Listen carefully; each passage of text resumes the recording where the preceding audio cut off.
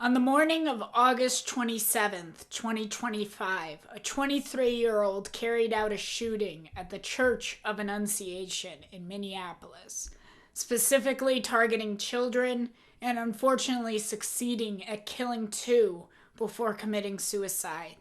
If you watch right-wing news like Fox, you may have heard that the shooter was transgender and come to the conclusion that the shooting was some kind of political targeting of a Catholic church. If you watch more liberal mainstream news, you may have heard that the shooter was consumed by hatred of practically every group imaginable, including LGBT people, and that he or she had written in their journal before carrying out the attack that they were, quote, tired of being trans. I wish I never brainwashed myself, end quote. Unfortunately, what you probably have not heard about is the connection between this shooter and so many of the mass shootings that have occurred in the past few years. I'm Emma, the heavy metal lawyer, and you may be wondering what a mass shooting has to do with metal. And the answer is simply the Order of Nine Angles.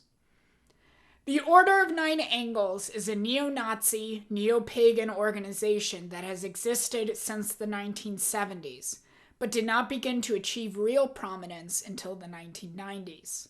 Neo-pagan derivations of neo-Nazism trace their ideological origin back to the actual Nazis, considering, though never fully developing or implementing, an alternative religion to Christianity that more closely aligned with their fascist worldview. Neo-Nazis would expand on this goal and identify Christianity as inherently counter to their aims, claiming it as a derivation of Judaism.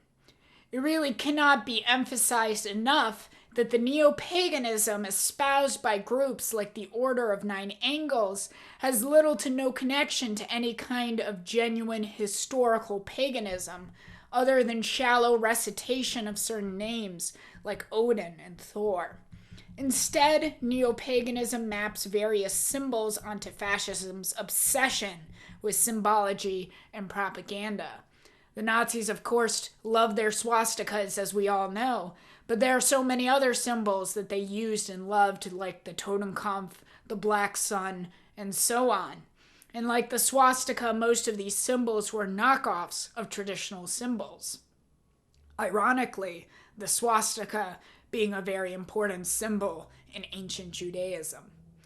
Fascism takes the power of symbols to drive national movements and turns it into a feverish zealotry, making the recitation and worship so compulsive as to minimize any kind of critical thinking that gets in the way of things like, say, the mass extermination of your fellow human beings.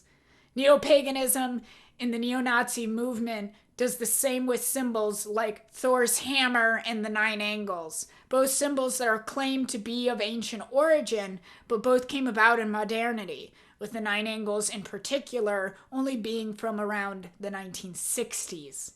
The Order of Nine Angles remained mostly obscure and unimportant, even as it began to expand internationally in the 1990s and first started to carry out violent crimes, like the Keeler's Park murder in Sweden. Its newfound prominence is unfortunately due to the popularity of memes through internet social media. After all, symbols are the original memes, and the Order of Nine Angles has realized that children believe and do stupid things based on memes alone. So they are basically anywhere that you could find kids on the internet preaching their ideology through memes on Discord and Roblox. And if anyone can tell me what Roblox is, I still don't really understand it.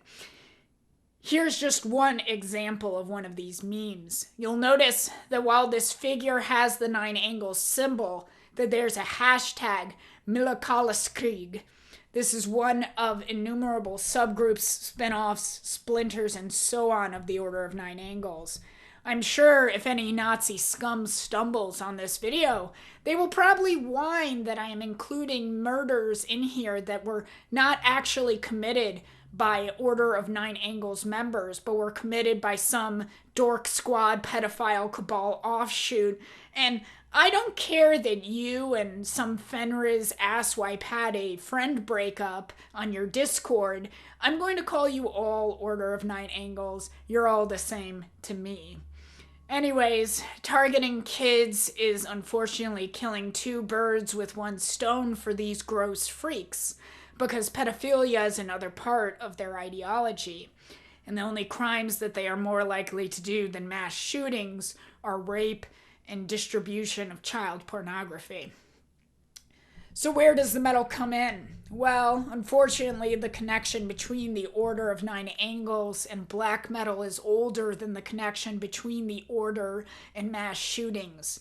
The Keeler's Park murder in Sweden in 1997 was carried out by the frontman of influential black metal band Dissection, who apparently had considered killing his own bandmates as human sacrifices, but I guess decided that killing a random gay guy was better. Particularly after the infamy of this killing and how it led to law enforcement attention to neo-Nazi paganism in Sweden, black metal bands began to keep it closer to their chest if they were a member or in any way affiliated with the Order of Nine Angles or one of its infinite number of spin-offs. Looking on Encyclopedia Metallum today, it lists only 11 bands as being affiliated with the Order, and of those, Assoth in France is the only one with any real recognition in the scene. But if you start looking through the many synonyms, signifiers, or euphemisms for the Order, like left-hand path, traditional Satanism, esotericism, hermeticism, and so on, you will start to find many more. And this, of course, is where we get to what I would call the metalheads who are not neo-Nazis pedophiles dilemma. A common tactic of adherence to the Order is to have musical projects that just have the themes we know and love in metal. Not neo-Nazi Satanism, but rather depictions of Satan exploring what it means to be evil and blasphemous and so on that have had artistic value since before John Milton published Paradise Lost. There's nothing intrinsically neo-Nazi about many of these symbols or the idea of Satan for that matter. And then they'll have explicitly neo-Nazi side projects counting on the metalhead compulsion to always dig deeper for new music to eventually bring them to the Order of Nine Angles ideology. They also count on a distribution network with labels like Nuclear War Now, which is run by a guy who I would describe as more of a fan of provocative art than an ideological Nazi, who has a commitment to distributing music solely based on whether he likes it, and will only double down on that when he receives pushback over a band having neo-Nazi affiliations, as what happened with the Never Surrender Fest. And listen, for the most part, I am a separate the art from the artist person. For example, the guy behind Atlas is apparently a right-winger, and I imagine he has a lot of views that are probably ridiculously stupid, like the black metal name he has for himself. But if you said to me right now, hey, would you like to buy a vinyl copy of The Dreaming for $5? I probably would. But we gotta draw the line somewhere, and if you can't draw the line at neo-Nazi pedophiles encouraging mass shootings, you're not a good person.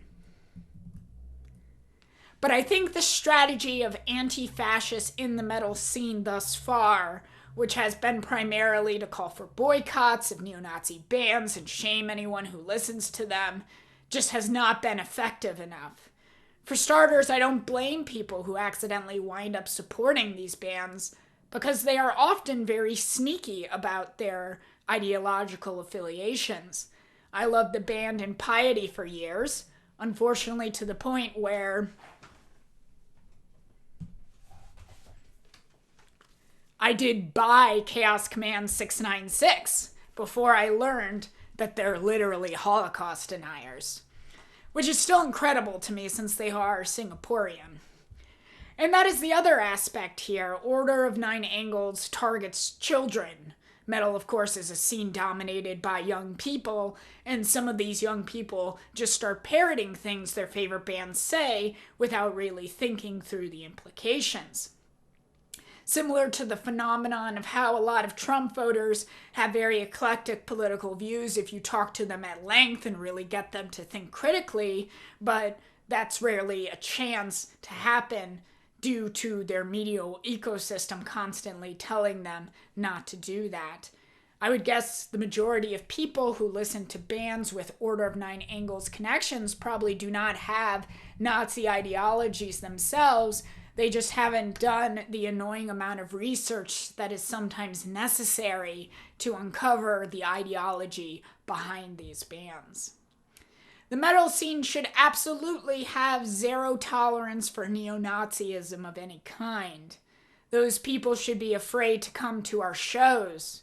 Hey, mosh pits can be dangerous, and sometimes people get hurt, and in the chaos it is hard to tell whether or not it was an accident.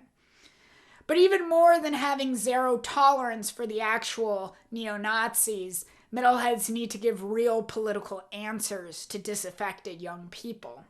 Young people have every right to be pissed off about the state of the world. I want the metal scene to be a place to let out that anger in a constructive way. But we cannot afford to keep pretending that the metal scene can do that and still be apolitical. There's already a political movement driven by hate that wants to turn that energy to sexual violence and shootings like the one that happened in Minneapolis, and it is actively recruiting in our metal scenes. No, I'm not saying that every band has to start having lyrics like Panopticon's Kentucky.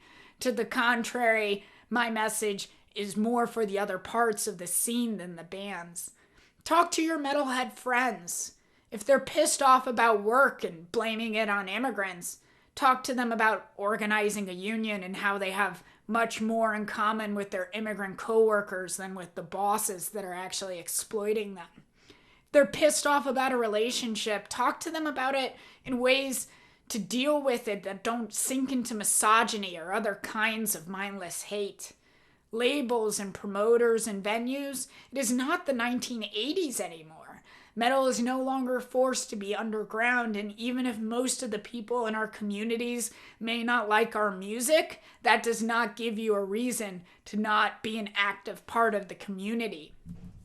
Yes, that means doing fundraiser shows, but it also means showing up to neighborhood association meetings, supporting politicians who support the arts and the working class that makes up the vast majority of the metal scene, and for fuck's sake not using artificial intelligence to make album covers when there are so many talented artists who need the work. Force is often necessary to uproot fascism, but it is love and creating a more tightly knit society that stops it from ever planting roots in the first place.